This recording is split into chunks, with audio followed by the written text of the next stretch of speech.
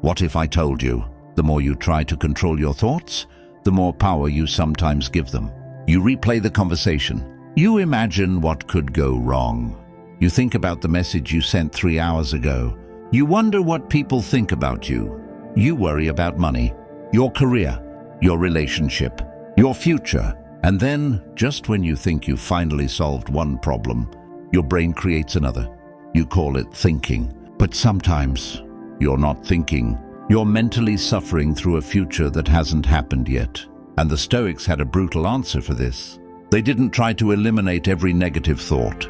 They trained themselves to stop obeying them. Today, I'm going to show you 7 Stoic habits that can help you break the cycle of worrying and overthinking.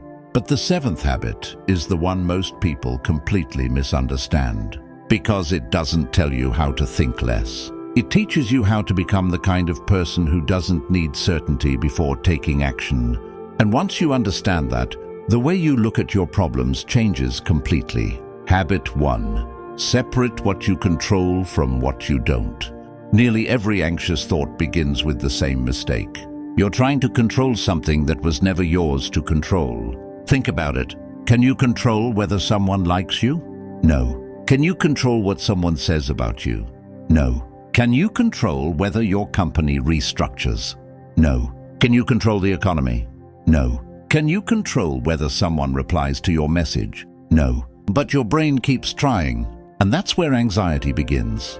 Epictetus, one of the most important Stoic teachers, began his philosophy with a simple distinction. Some things are up to us, other things are not. Your judgments are up to you. Your choices are up to you. Your actions are up to you. But other people's opinions, their decisions, their reactions, the future, those are not completely yours. And here's the strange part. When you try to control something you don't control, you don't become more powerful. You become more anxious. Imagine you're waiting for an important email. You check your phone, nothing. 5 minutes later, nothing.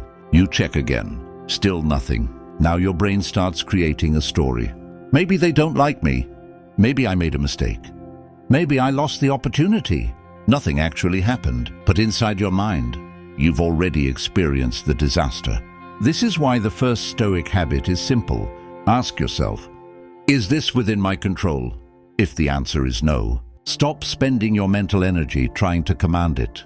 Bring your attention back to the only battlefield where you actually have authority, your response. And that leads to the second habit.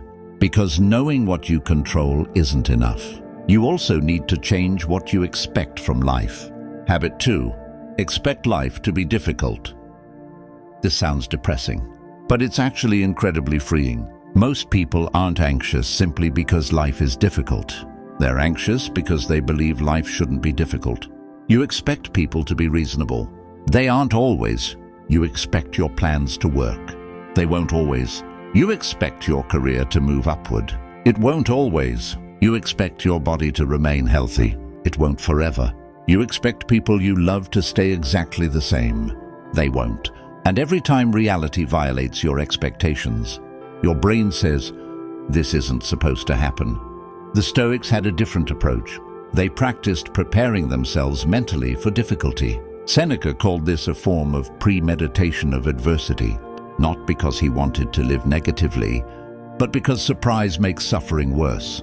Imagine you're driving to work. You expect perfect traffic. Then there's an accident. You become furious. But imagine you told yourself before leaving, there may be traffic today. Suddenly, the same traffic feels different. The event didn't change. Your expectation did. This is one of the most useful psychological principles behind Stoic thinking. Pain is often made worse by the story we attach to it. So before an important day, ask, what could go wrong? Not to become paranoid, but to become prepared. The meeting could be uncomfortable. Someone could criticize you. Your plan could fail. You could make a mistake. Someone could disappoint you. And if it happens, you don't need to be shocked. You already accepted that difficulty was part of the deal. But there's a deeper reason this works. When you stop demanding that life be comfortable, you become much harder to disturb. And now we reach something even more interesting. Because some of your biggest worries aren't about what might happen. They're about what already happened. And that's where habit number 3 begins. Habit 3. Stop putting the past on trial. How many times have you replayed something you cannot change? A stupid thing you said, a relationship you ruined, an opportunity you missed, a decision you regret, a mistake you made years ago. You replay it. Then you imagine a different version. What if I had said this? What if I had waited? What if I had taken the other job? What if I had never met that person? And your mind keeps reopening a case that has already been decided. There's a reason this feels so real. Your brain is trying to learn from the past. But eventually, reflection can turn into rumination. Reflection asks, what can I learn? Rumination asks, why did this happen to me? One produces information. The other produces suffering. Marcus Aurelius repeatedly reminded himself to return his attention to the present task, because the present is where your power exists. Not yesterday, not tomorrow, today.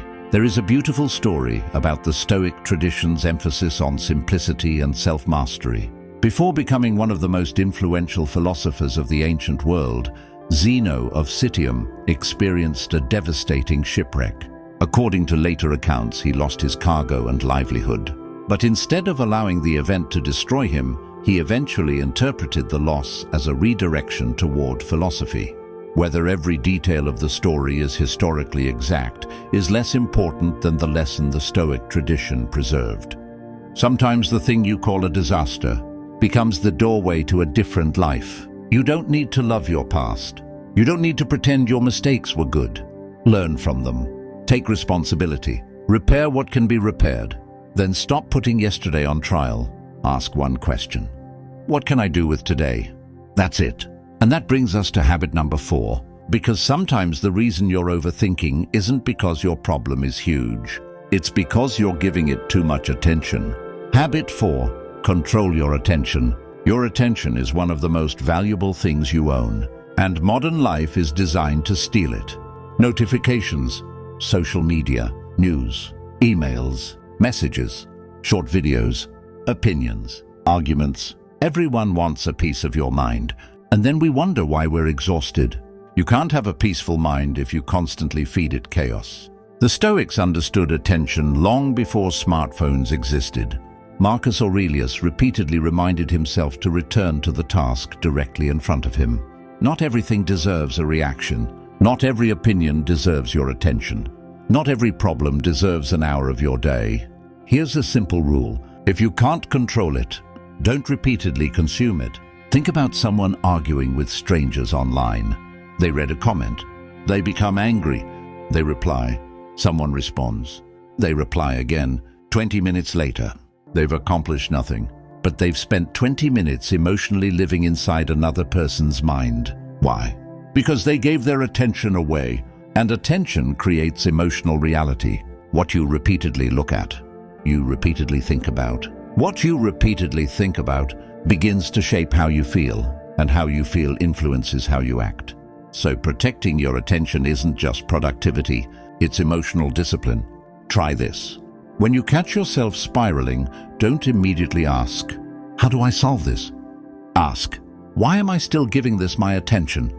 That question can interrupt the loop. But there's another trap. Sometimes you're not worried because you have too many thoughts. You're worried because you have too many desires. And one ancient philosopher understood this better than almost anyone. Habit 5, want less. Before Stoicism became famous through Marcus Aurelius, Seneca, and Epictetus, there was another philosopher whose lifestyle looked almost absurd. His name was Diogenes. Diogenes was a Cynic philosopher, not a Stoic. But Stoicism inherited important ideas from the Cynic tradition, especially the pursuit of simplicity, independence, and freedom from unnecessary desires. Diogenes deliberately rejected many of the comforts society considered important. According to the famous story, he lived with very few possessions. One day, Alexander the Great came to meet him. Alexander was one of the most powerful men in the ancient world. He asked Diogenes if there was anything he could give him. Diogenes reportedly asked him to move because he was blocking the sunlight. Imagine that, the most powerful man in the world, standing in front of a philosopher and the philosopher wasn't impressed. Whether every detail of the story is perfectly historical doesn't matter. The story survived because it captured an extraordinary idea. What if you need so little that power over you becomes almost impossible? Today, we're taught the opposite. You need more money, more followers, more recognition, more luxury, more status, more achievements. And the problem with wanting more is that every desire creates another possible source of anxiety. If you need everyone's approval, you can be rejected. If you need a certain lifestyle, you can lose it. If you need constant success, failure becomes terrifying. But if your happiness requires less, you become harder to control. This doesn't mean you should stop having ambition. Stoicism isn't telling you to become lazy. It is asking you to separate what you prefer from what you require. You can prefer wealth without needing wealth to respect yourself. You can prefer success without needing success to feel valuable. You can prefer love without believing you cannot survive rejection. You can prefer comfort without becoming terrified of discomfort. That distinction is powerful because the fewer things you believe you absolutely need, the fewer things can control your emotions. And now we're approaching the sixth habit. This one is uncomfortable because instead of escaping discomfort, the Stoics sometimes deliberately practiced it. Habit 6. Practice small discomfort. Most people spend their lives trying to make themselves comfortable. The Stoics asked a different question. What happens if I become comfortable being uncomfortable? Seneca famously described periods of voluntary discomfort. He would sometimes live with simpler food, simpler clothing, and fewer comforts. Not because he was poor, he wasn't. He wanted to remind himself, if I can live without these things, then losing them won't destroy me. That's powerful. Imagine voluntarily doing something difficult. Take a cold walk. Put your phone away for an hour. Eat a simple meal. Skip unnecessary spending. Train when you don't feel like it. Have a difficult conversation instead of avoiding it. The point isn't suffering. The point is exposure. You teach your nervous system. I can experience discomfort without immediately escaping it. And this connects beautifully with modern psychology.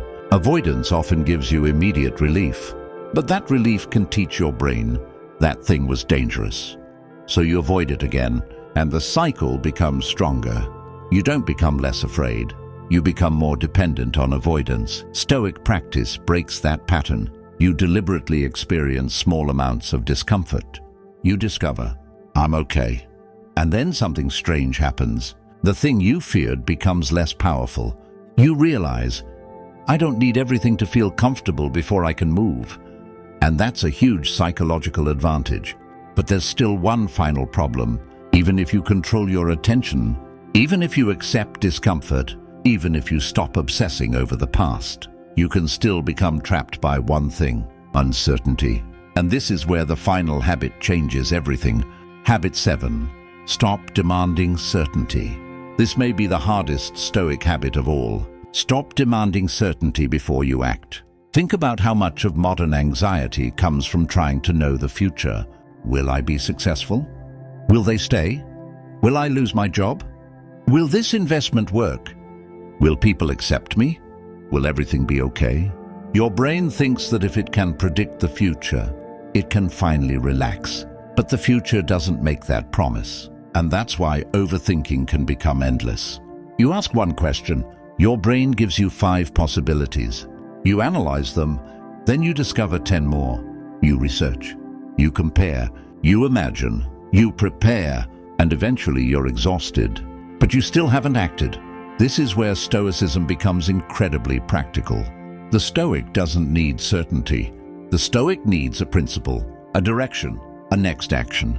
Imagine you're standing at the edge of a forest. You can't see the entire path.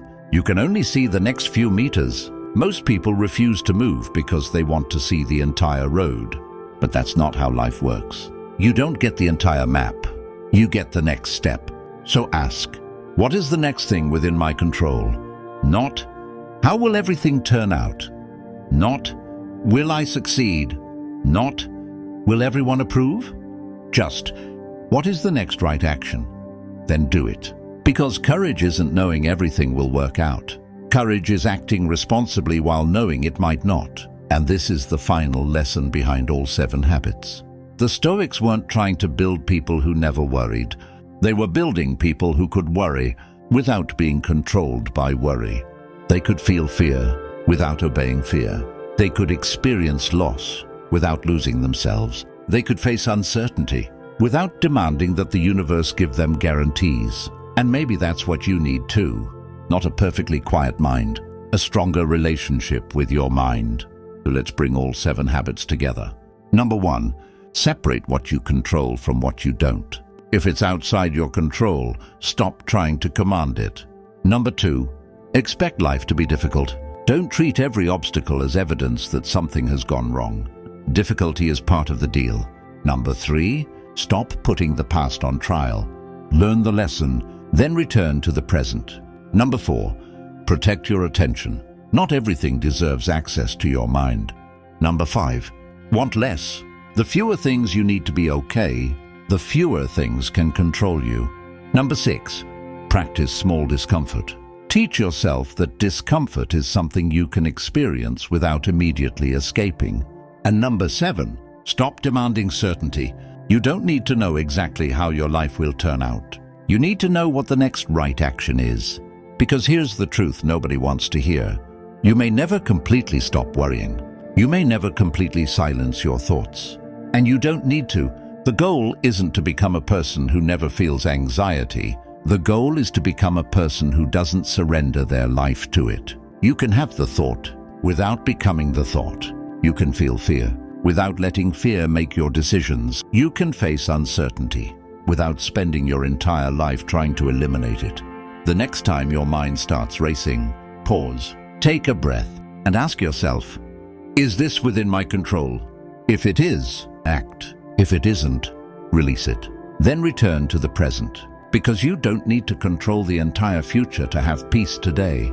You only need to control what belongs to you. And perhaps that was the secret the Stoics understood better than most of us ever will. Peace doesn't come when life finally becomes predictable. Peace comes when you stop demanding that it be.